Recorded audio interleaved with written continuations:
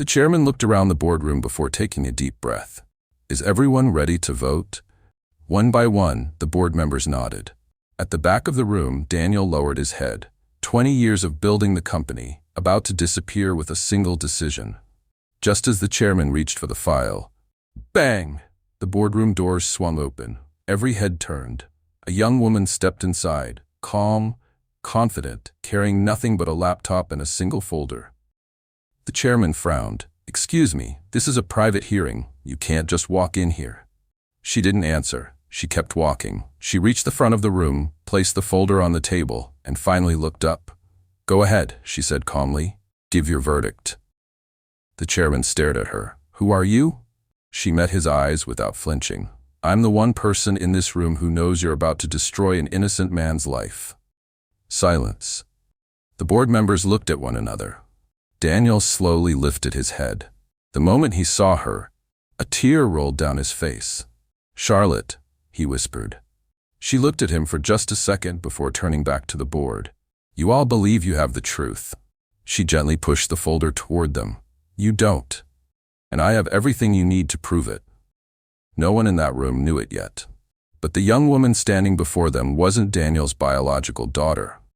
She was once a homeless little girl he found alone in the rain, and to understand why she became the only person who could save everything he'd spent his life building. We have to go back to the night they first met. The rain did not fall that night.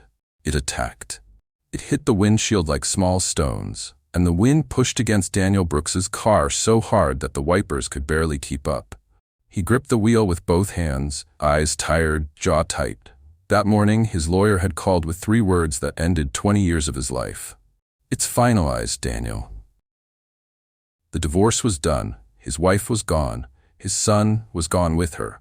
And for the first time since he was 25 years old, Daniel was driving home to a house that would be completely empty. He had tried calling Ethan earlier that day, just to hear his voice, just to say goodnight the way he used to. The phone rang 4 times before it went to voicemail. No callback, no text. Nothing. A whole week of silence from his own son. Daniel exhaled slowly and stopped at a red light. His hands loosened on the wheel for the first time in an hour. He looked out the window, expecting nothing. Then he saw her. A little girl, maybe 10 years old, curled up beneath the awning of a closed convenience store. Soaked from head to toe. Her small body was shaking, but she wasn't crying. She wasn't even looking for help. She was hunched over something, using her own jacket to shield it from the rain. A stray puppy. Cars passed her without slowing down. One driver even glanced at her and kept going like she was part of the scenery. Daniel almost did the same. His hand was already moving toward the gas pedal when something in his chest stopped him. Maybe it was the divorce. Maybe it was Ethan's silence. Maybe it was the simple fact that a child was alone in weather like this, and nobody seemed to care. He pulled over. He stepped out into the storm, feeling the cold rain soak through his coat in seconds. He walked toward her slowly, the way you'd approach a frightened animal, not a child. Hey, he said gently. You okay? The girl looked up at him. Her eyes were sharp, careful, studying him the way an adult studies a stranger, not the way a child usually looks at someone new. She didn't answer. Daniel crouched down slowly. It's freezing out here. You want something warm to eat? Still nothing. Just that same quiet, watching stare. He didn't push. He walked to a food cart still open nearby, bought a hot meal, and came back. He held it out to her. You don't have to talk to me, he said. Just eat something. She looked at the food, then at him. Then, finally, she reached out and took it, careful not to let her fingers touch his. She didn't touch the money he offered beside it. Daniel noticed that. Most kids would have grabbed both. She only wanted what she needed. Where are your parents? He asked, keeping his voice soft. The girl chewed slowly before answering, like she was deciding whether he deserved a real answer. They stopped looking, she said. 4 words. No emotion behind them, just fact. Daniel didn't ask anything else. Something about the way she said it told him not to. He called it in. Within 20 minutes, a police car arrived, lights cutting through the rain. One of the officers crouched beside the girl and sighed like he already knew her. Charlotte, right? The officer asked. The girl gave a small nod. The officer looked at Daniel. We've tried placing her in shelters a few times. She always finds a way out. Kid's smart. Too smart, honestly. Daniel looked down at Charlotte. She wasn't listening to the officer. She was watching Daniel, reading him the same way she'd been doing since he first walked up. Something in him just decided. She can stay at my place tonight, Daniel said. Just until morning. Social services can pick her up then. The officer raised an eyebrow. You sure about that? Daniel looked at Charlotte, still holding her half-eaten food like she was afraid someone would take it from her. Yeah, he said, I'm sure. The car ride home was silent. Charlotte sat in the back seat with the puppy wrapped in a towel Daniel kept in his trunk. She stared out the window the entire time, watching the city lights blur through the rain. When they reached the house, Daniel showed her to the guest room. Bathrooms down the hall. There are clean towels, if you need anything. I won't, she said quietly. It wasn't rude, it was just true. She'd survived without help for a long time. She didn't know how to need someone yet.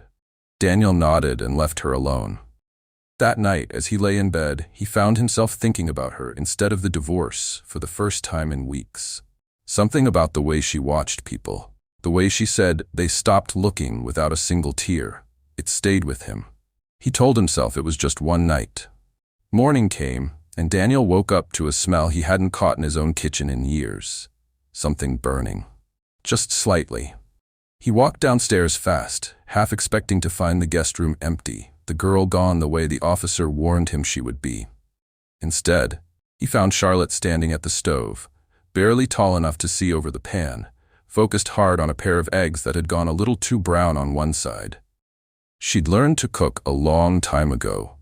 Every shelter she'd ever passed through made the older kids help in the kitchen, and Charlotte had always pushed to join in, even when she was too small to reach the counter without a chair. She was good at it.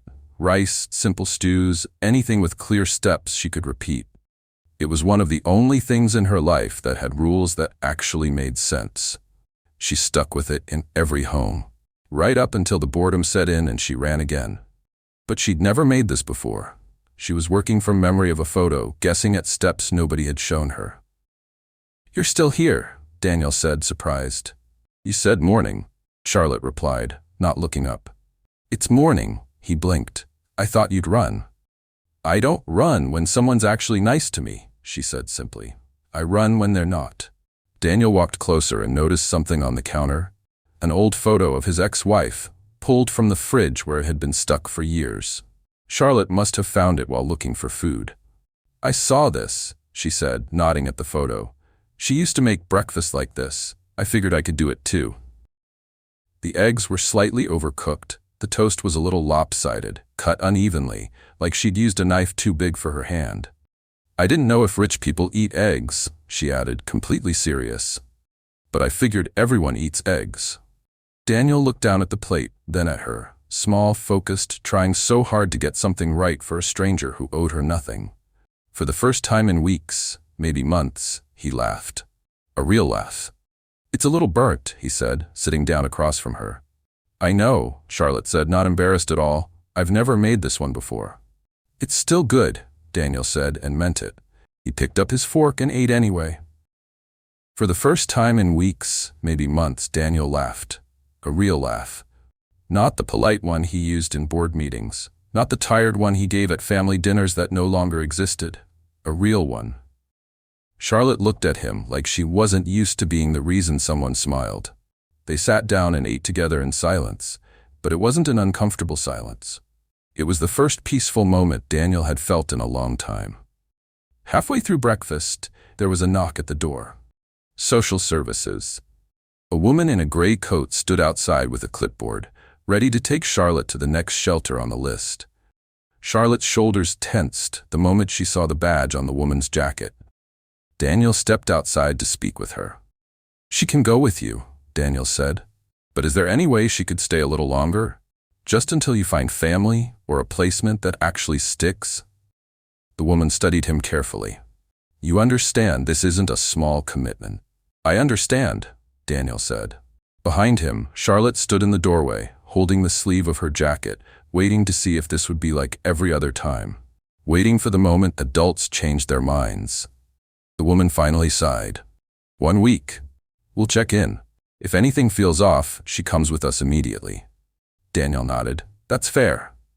When the woman left, Daniel turned to Charlotte, who was still standing quietly watching him the way she watched everyone, waiting to see if his kindness would disappear the moment it became inconvenient. Looks like you're stuck with me a little longer, Daniel said. Charlotte studied him for a long moment. Then, for the first time since he met her, she allowed herself something close to a smile.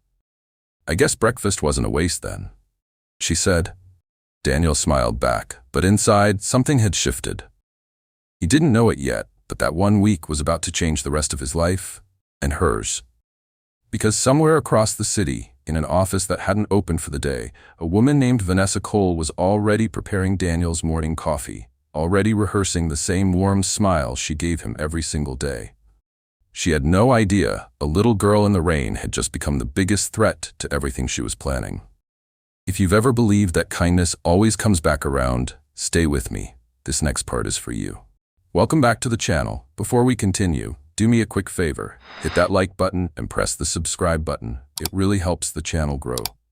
You're about to watch how one little girl, who walked into a broken man's life with nothing, grows into the very person who changes his life forever. A week turned into 2. 2 turned into a month. Nobody made a big decision about it. It just happened, the way silence fills a room until you don't remember it being empty. Charlotte never asked to stay. She simply made herself useful, and somehow that was enough. She learned that Daniel skipped dinner most nights, so she started making small meals and leaving them on the table without saying anything about it. She learned he hated silence but didn't know how to break it. So she started talking during dinner about small things, a bird she saw on the fence, a show she watched, a word she didn't understand. Daniel found himself looking forward to those dinners. One evening, as he came home from work, exhausted, he found Charlotte sitting at the kitchen table with his mail, sorting it into neat piles. You didn't have to do that, he said, setting down his briefcase. You leave it in one big pile for a week, Charlotte replied, not looking up. Then you get mad because you can't find things. Daniel laughed under his breath. You've been here a month and you already know my habits better than I do. I watch, Charlotte said simply. That's what I do. He sat down across from her. You know, you don't have to earn your place here. You can just be a kid. Charlotte looked up at him, and for a second something vulnerable flickered behind her eyes. Then it was gone, replaced by the same calm, careful expression she always wore. I don't know how to do that, she said quietly. Daniel didn't push, he just nodded like he understood, even though he didn't fully. One afternoon, while cleaning the living room shelf, Charlotte found an old photo album. She sat on the floor and flipped through it slowly. Birthday parties. A little boy blowing out candles. A family that used to laugh together. Daniel walked in and saw her looking at it. He froze for a moment before sitting down beside her. That's Ethan, he said. My son. Charlotte studied the photos carefully. He looks happy here. He was, Daniel said, a long time ago.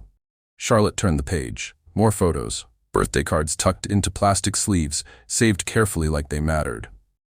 Does he know you still keep all his birthday cards? She asked. Daniel was quiet for a moment. He doesn't want to come home anymore. Charlotte closed the album gently and looked at him. Maybe he thinks you don't either, she said. The words landed harder than anything an adult had told him in years. Daniel sat there, staring at the cover of the album, saying nothing. Charlotte didn't try to comfort him. She just sat beside him quietly, the way she always did when words weren't needed anymore. That night, Daniel called his lawyer. Not about the divorce this time, about something else.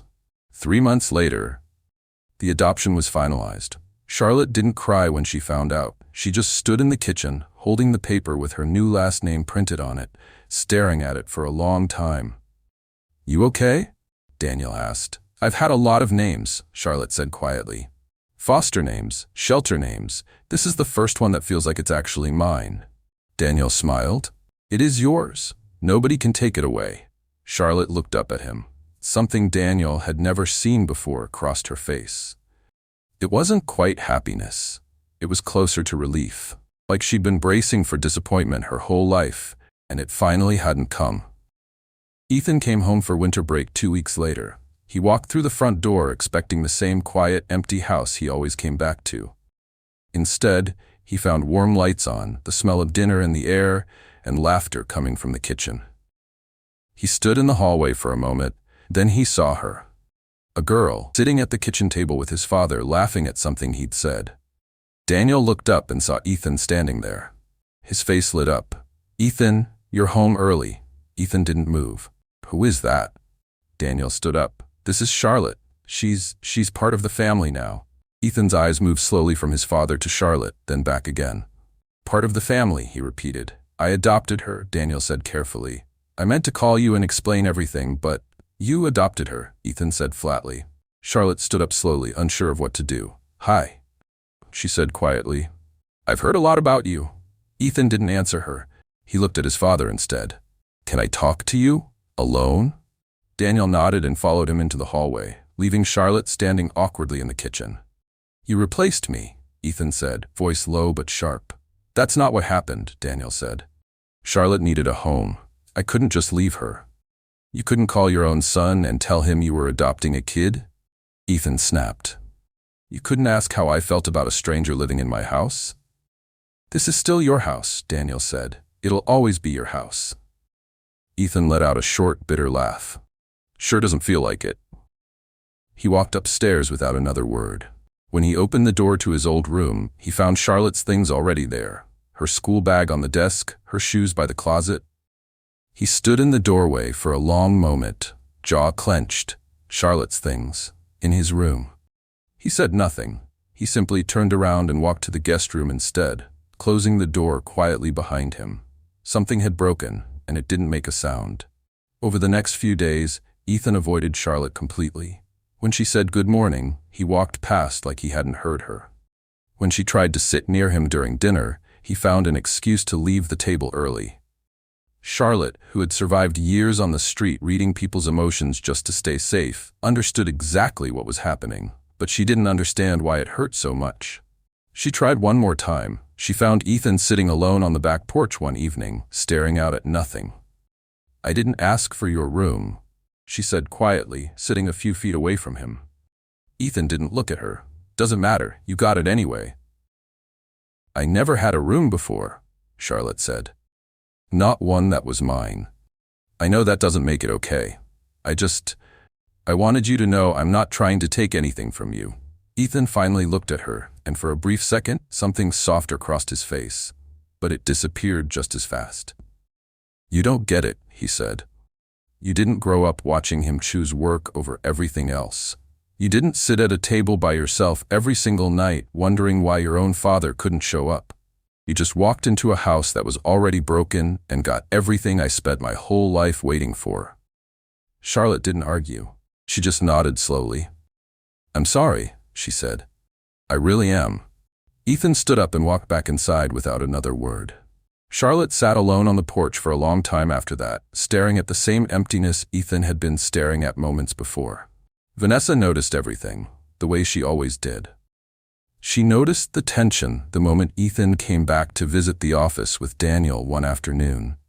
She noticed how his eyes lingered on Charlotte's photo on Daniel's desk a little too long.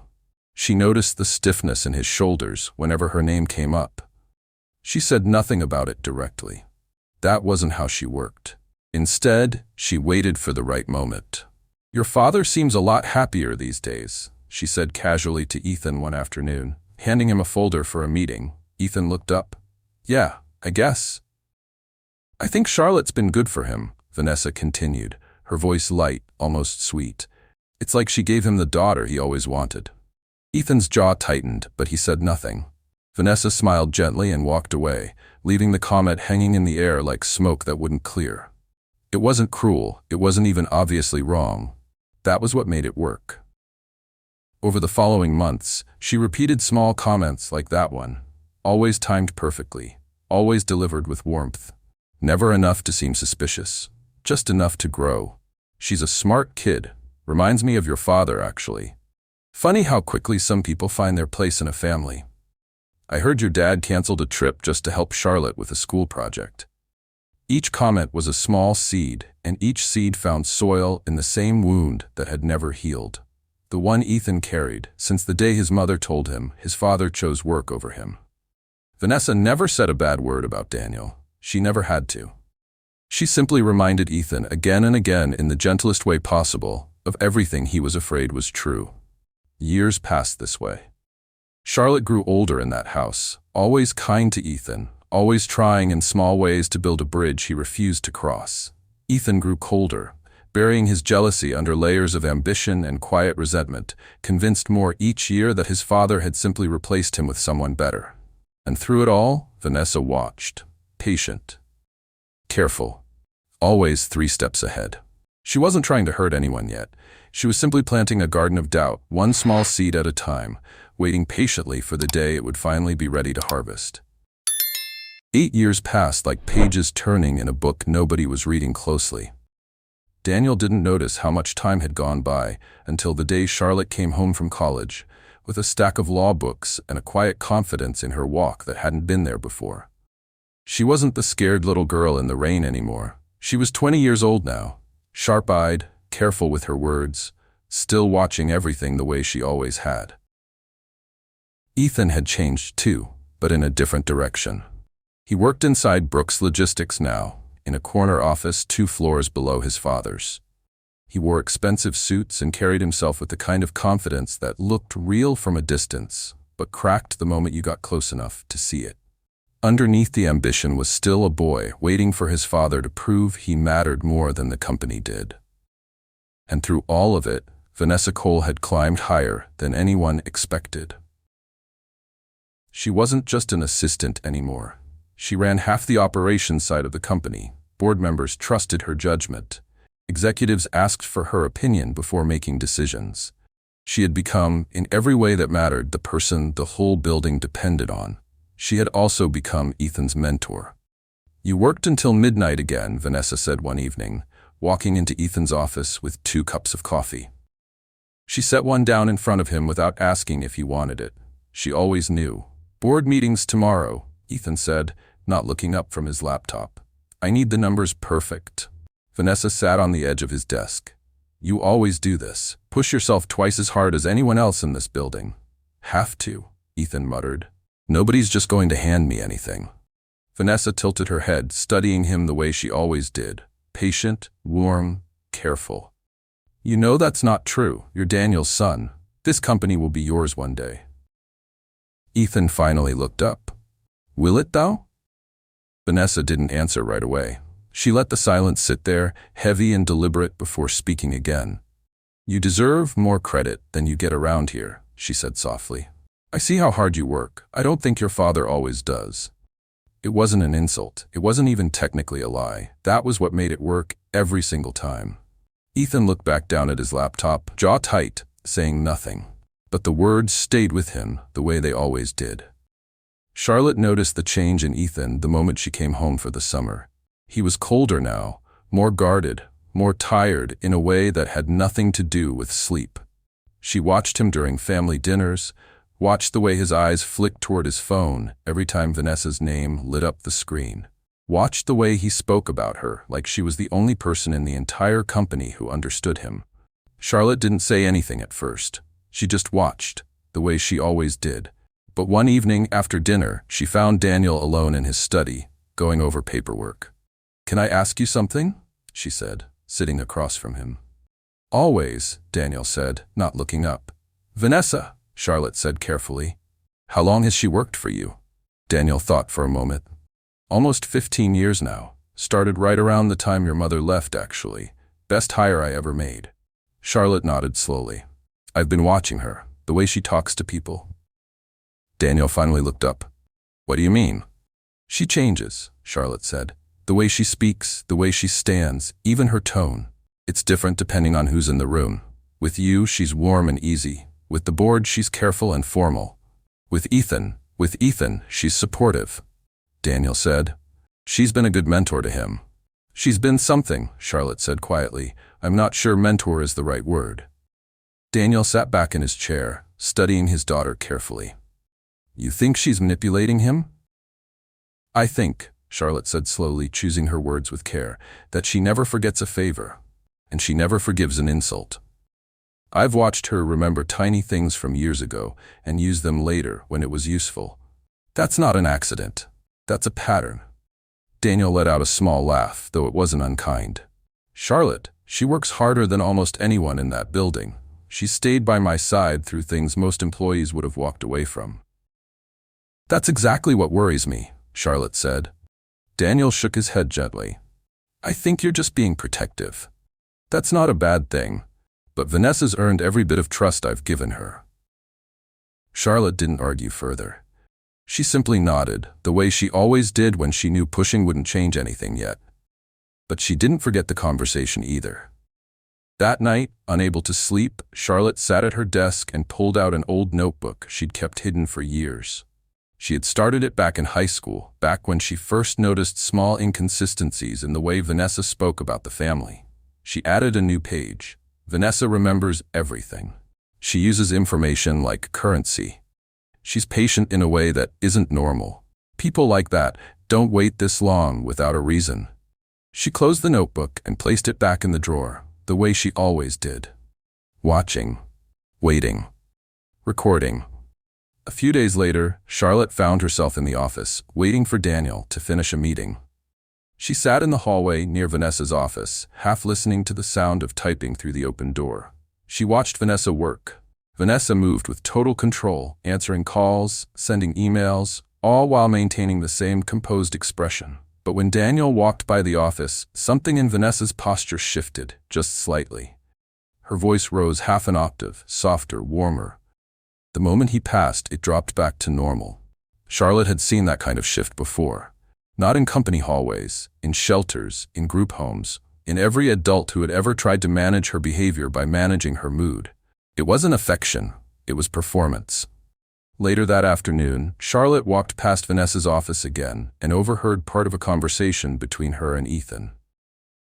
You're the only one who tells me the truth around here, Ethan was saying, voice tired. Someone has to, Vanessa replied gently.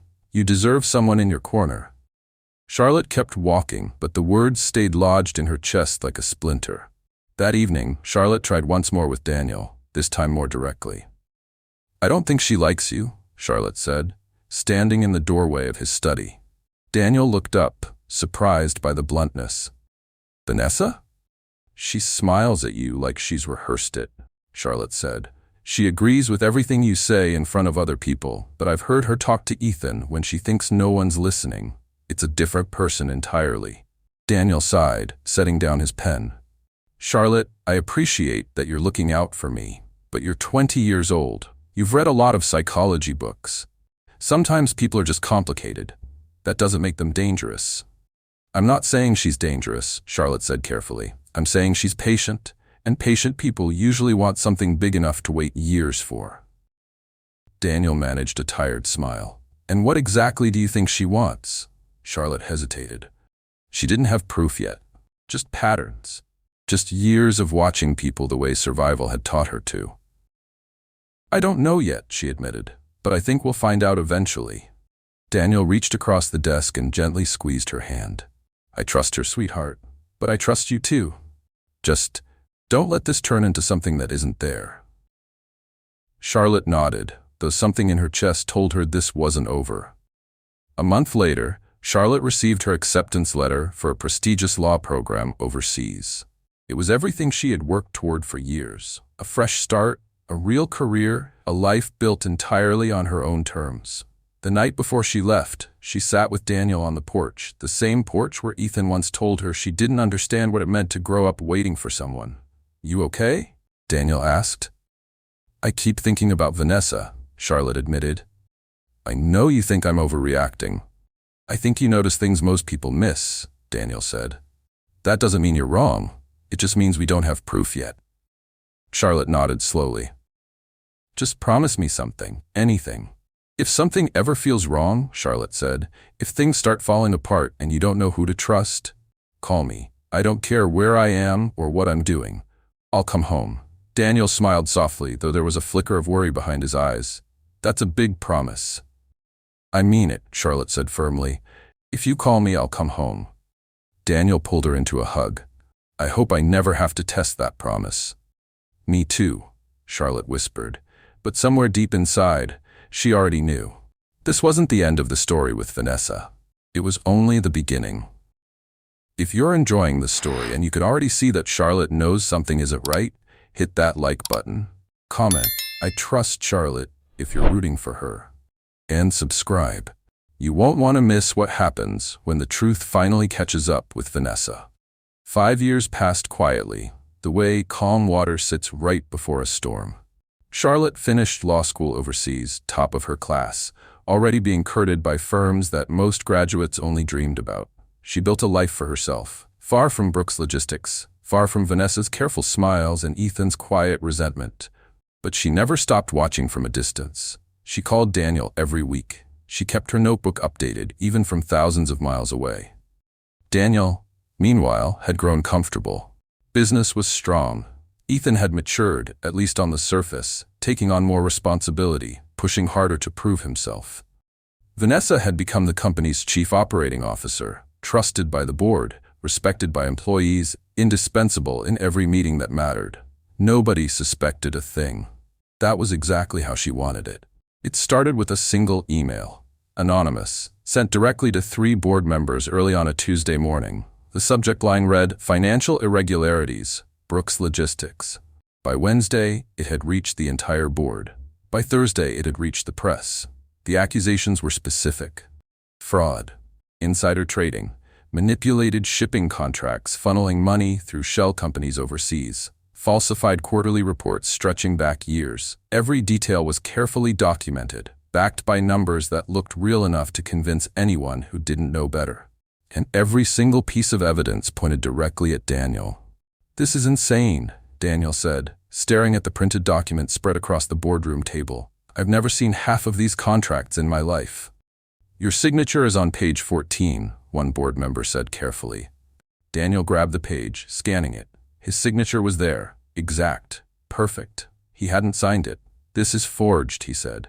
"Someone's setting me up." The room went quiet, in the way rooms go quiet when people want to believe someone, but are too afraid to say it out loud. Vanessa sat near the head of the table, hands folded, face carefully arranged into an expression of controlled devastation.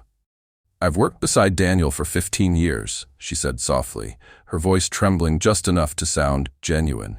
"I refuse to believe he'd do something like this." A few board members nodded, comforted by her loyalty. But later that week, when investigators pulled internal records, it was Vanessa who quietly pointed them toward specific files. Vanessa who mentioned, almost reluctantly, that she'd noticed some unusual behavior from Daniel over the past year. Vanessa who cried, actual tears, during a private meeting with the board, saying she felt like she was betraying a friend by cooperating with the investigation. Nobody noticed that every tear, every hesitant word, pushed the noose a little tighter around Daniel's neck. The performance was flawless. Ethan sat in his office, staring at his phone, Daniel's name lighting up the screen for the 4th time that day. He didn't answer. Vanessa knocked gently and stepped inside, closing the door behind her. "You haven't talked to him," she said. "What am I supposed to say?" Ethan snapped. "The board has documents, contracts, his signature." "I know," Vanessa said softly, sitting across from him. "I keep hoping there's an explanation, but I've worked with him every day for 15 years, and even I don't know what to think anymore." Ethan rubbed his face with both hands. He built this whole company on being the good guy, the honest one. If he did this... "You don't have to decide anything right now," Vanessa said gently. "Just protect yourself. Whatever happens with the investigation, make sure you're not standing too close when it lands." Ethan looked up at her. "You think he's guilty?" Vanessa hesitated, letting the silence answer for her. "I think," she said carefully, "that people aren't always who we believe them to be, even people we love." The words settled into Ethan like poison finding an old wound, one that had been open for over a decade, just waiting for the right moment to be filled. The board voted the following week. Daniel was removed as CEO, pending the outcome of the investigation. Security arrived at his office that same afternoon. 2 officers, polite but firm, waited as Daniel packed a single box of personal items from the desk he had sat behind for over 20 years. Employees lined the hallway, whispering, watching in silence as the man who once remembered every driver's name by heart walked out through the same doors he used to hold open for others. A photographer from a local news outlet caught the moment on camera. Daniel Brooks, head down, box in hand, escorted out of his own company. The image went viral within hours. Beloved CEO disgraced by corporate fraud scandal. Comment sections filled with anger. Old employees, once loyal, posted long messages about feeling betrayed. Strangers who had never met him called him every name imaginable. Daniel sat in his car outside the building for nearly an hour, staring at the entrance, unable to make himself drive away. His phone buzzed, a text from Ethan. "We need to talk. Not today. I need time to think." Daniel stared at the message for a long time before setting the phone down on the passenger seat. Not, "I believe you." Not, "This is insane, Dad." Just time to think. That hurt more than the headlines. That night, Daniel sat alone in his house, the same house Charlotte once cleaned dishes in during her first morning there, the same house where Ethan once stood in the hallway realizing his room now belonged to someone else. The silence pressed in around him, heavier than it had been in 15 years. He thought about calling Charlotte. He hesitated, staring at her contact for a long time. "If you ever call me, I'll come home." He remembered her words from years ago, the promise she made before leaving for law school. He remembered thinking he'd never have to test it. His thumb hovered over the call button.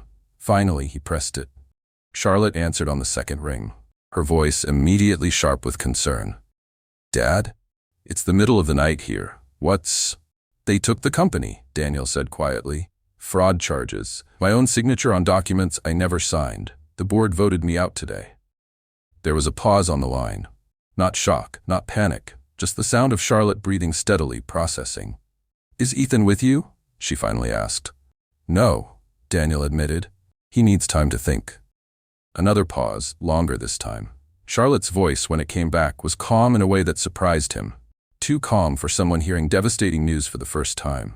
"Dad," she said slowly, "I need you to listen to me very carefully. Don't say anything to the board. Don't sign anything. Don't talk to reporters. Just wait." "Wait for what?" Daniel asked, exhausted. "For me," Charlotte said. "I'm coming home." "Charlotte, you don't have to drop everything." "I'm not asking permission," she said firmly. "I'm telling you what's happening. I'll be there in 2 days." Daniel closed his eyes, relief and guilt washing over him at the same time. "I'm sorry to pull you away from everything you've built." "You didn't pull me away," Charlotte said. "You gave me somewhere to come home to. This is me finally paying that back." She hung up before he could argue further.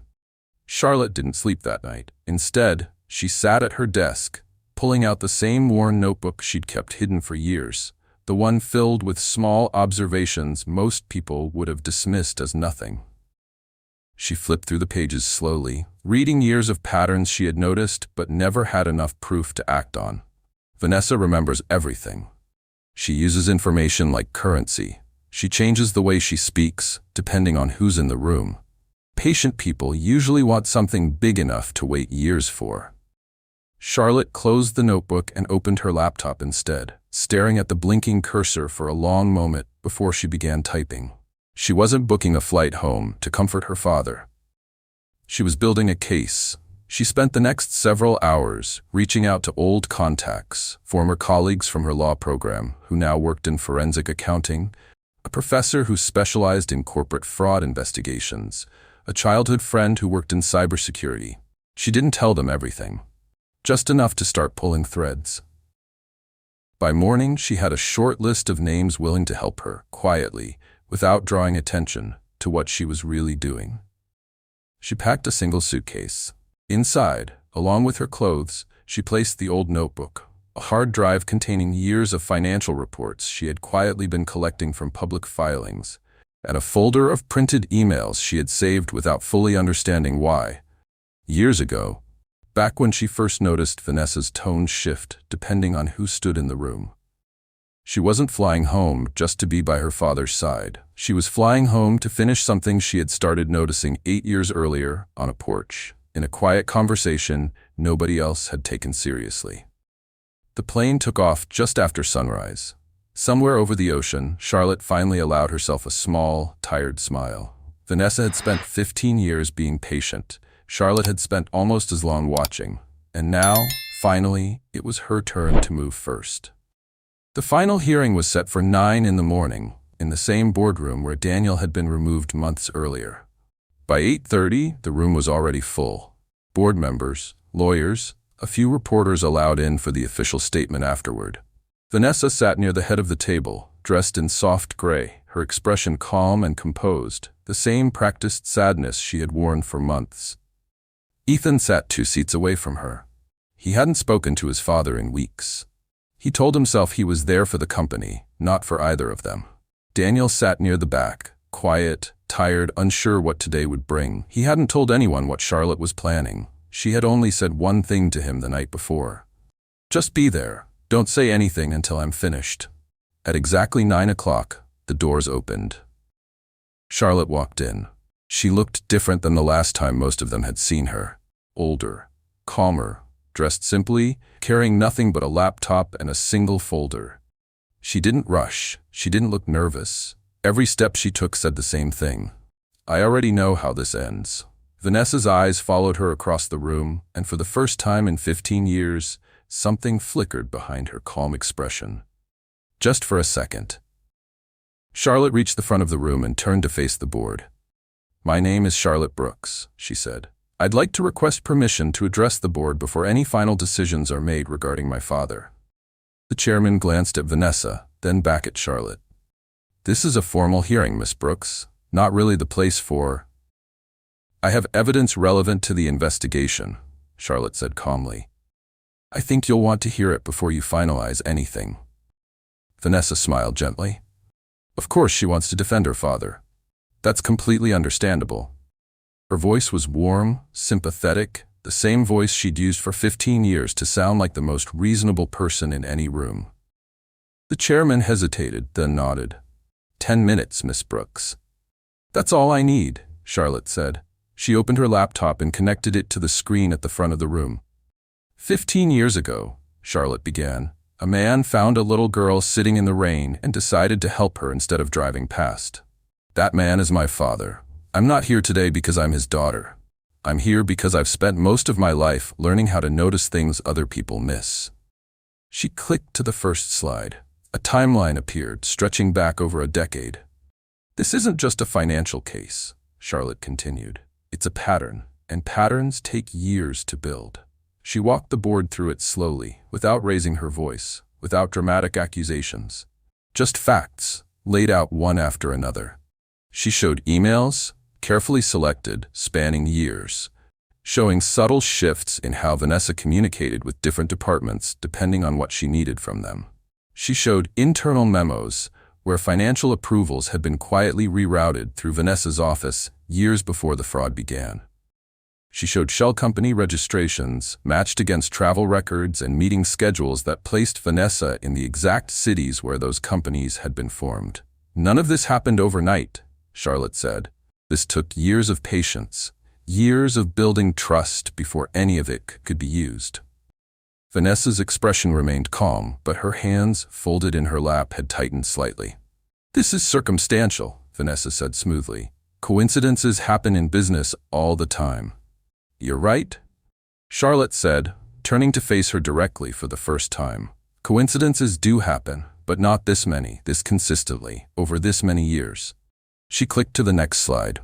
"Let's talk about the forged signature on page 14 of the contract that started this entire investigation." A forensic document analysis appeared on the screen, provided by one of the contacts Charlotte had reached out to the night. Everything fell apart. "This isn't my father's signature," Charlotte said. "It's an extremely accurate forgery. Good enough to fool most people, but not good enough to fool someone trained specifically to catch it. The pressure points are inconsistent with his natural signature pattern. Whoever forged this had access to years of Daniel's real signatures to study." She looked up. "Only one person in this company has had that kind of access for over a decade." The room went silent. Vanessa's smile finally faltered, just slightly. "This is absurd," she said, her voice sharper now. I've dedicated 15 years of my life to this company, to your father." "I know," Charlotte said quietly. "That's what made it so believable." Then came the part Charlotte had been building toward the entire time. "I want to talk about something that isn't in the financial records," she said. "Something personal." She looked at Ethan for the first time since walking into the room. He shifted uncomfortably in his seat. 15 years ago, my adoption changed something in this family," Charlotte said. "Ethan and I never got the chance to build the relationship we should have. And I think a large part of that isn't anyone's fault in this room, except one person's." "Charlotte," Daniel said quietly from the back, unsure where this was going. "It's okay, Dad," Charlotte said gently. Then she turned back to the board. "I'd like to play a short recording. It was recorded years ago during a private mentoring conversation. At the time, it seemed harmless. Looking back now, it explains everything." She pressed play. The recording was old, slightly muffled, clearly recorded on a phone left in a pocket during a private conversation. But the voices were unmistakable. A younger Ethan, tired, frustrated, and Vanessa, calm and gentle, the same tone she always used. "Sometimes I wonder if he even sees me anymore," Ethan's younger voice said. "Ever since Charlotte." "I know," Vanessa's voice replied softly. "It's hard, watching someone else take the place you always thought was yours. But you have to understand something, Ethan. A company should stay with blood. Some people only become family because they're convenient. That's not something anyone will say to your face, but it's true." "Do you really think that?" Ethan's voice asked. "I think you deserve to know the truth," Vanessa replied. "Your father built this company for you, not for someone he found on the street one rainy night. Don't let anyone make you feel guilty for wanting what's rightfully yours." The recording ended. The silence in the room was suffocating. Ethan sat frozen, staring at the table in front of him, his jaw tight, his eyes glassy. He remembered that conversation. He remembered feeling comforted by it at the time. He remembered believing every word. He hadn't realized until this exact moment how carefully those words had been chosen. "She wasn't mentoring you," Charlotte said gently, looking at Ethan now instead of the board. "She was shaping you. Every comment, every quiet remark over the years, it wasn't kindness. It was a long game. She needed you angry enough at your father to stay quiet when this moment finally came." Ethan's hands trembled slightly on the table. Vanessa opened her mouth to speak. "This is being taken completely out of context." "There's more context," Charlotte said calmly. "Years of it. Emails, messages, financial trails, all pointing toward someone who spent 15 years earning trust for the exact purpose of eventually taking everything built on top of it." Ethan stood up slowly. The room watched him, unsure what he would do. He didn't look at the board. He didn't look at Vanessa. He walked across the room toward the back where his father sat quietly, watching everything unfold. "Dad," Ethan said, his voice breaking slightly.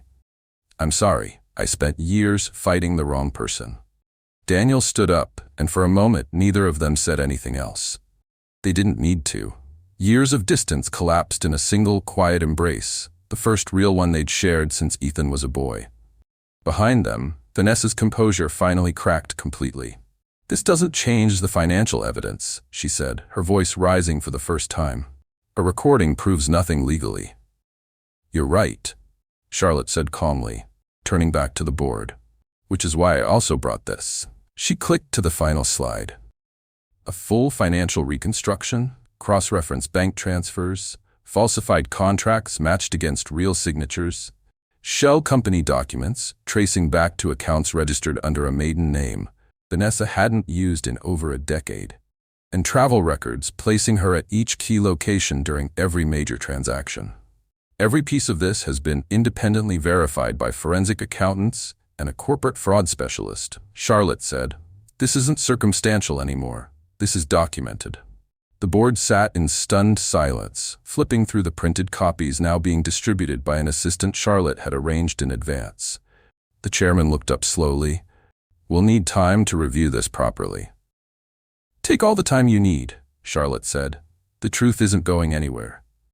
2 hours later, after reviewing every document, the board voted unanimously. Vanessa Cole was removed from her position immediately, effective that same day. Authorities were already being contacted to open a formal investigation into the forged documents and fraudulent transactions. Security arrived within the hour. Vanessa walked through the same front doors Daniel had been escorted through months earlier, past the same employees who once trusted her completely, past cameras that had once photographed her defending Daniel with tears in her eyes. This time, there were no tears, just silence, and the quiet click of cameras capturing the fall of the woman who had almost stolen everything. In the weeks that followed, the board offered Daniel his position back. He returned only long enough to stabilize the company, sign off on new safeguards to prevent anything like this from happening again, and personally rebuild trust with the employees who had stood by him. But he didn't stay in the role permanently. Instead, he began preparing Ethan to lead. Not because Ethan was entitled to it, because, for the first time in years, he had finally proven he was ready to earn it. Charlotte was offered an executive position as well. She turned it down without hesitation. "I already have a path," she told Daniel one evening, sitting on the same porch where she once promised to come home if he ever needed her. "I didn't come back for power." "Then why did you come back?" Daniel asked, though he already knew the answer. Charlotte smiled softly. "Because 15 years ago, on the worst night of my life, a man opened his front door to a little girl who had nowhere else to go." She looked out at the quiet street, remembering the rain, the puppy, the food he bought without asking for anything in return. "He gave me a home when I had nothing," she said. "This time, it was my turn to make sure he never lost everything he spent his whole life building." Daniel reached over and took her hand gently. Neither of them said anything else. They didn't need to. The story that began with a little girl in the rain had finally come full circle. Not with revenge, not with anger, but with the quiet, powerful truth that family isn't always about blood. Sometimes it's about who chooses to stay. If this story touched your heart, don't forget to hit that like button. Let me know in the comments your favorite moment, and subscribe for more stories about kindness, family, and the people who prove that one good choice can change everything. I'll see you in the next one.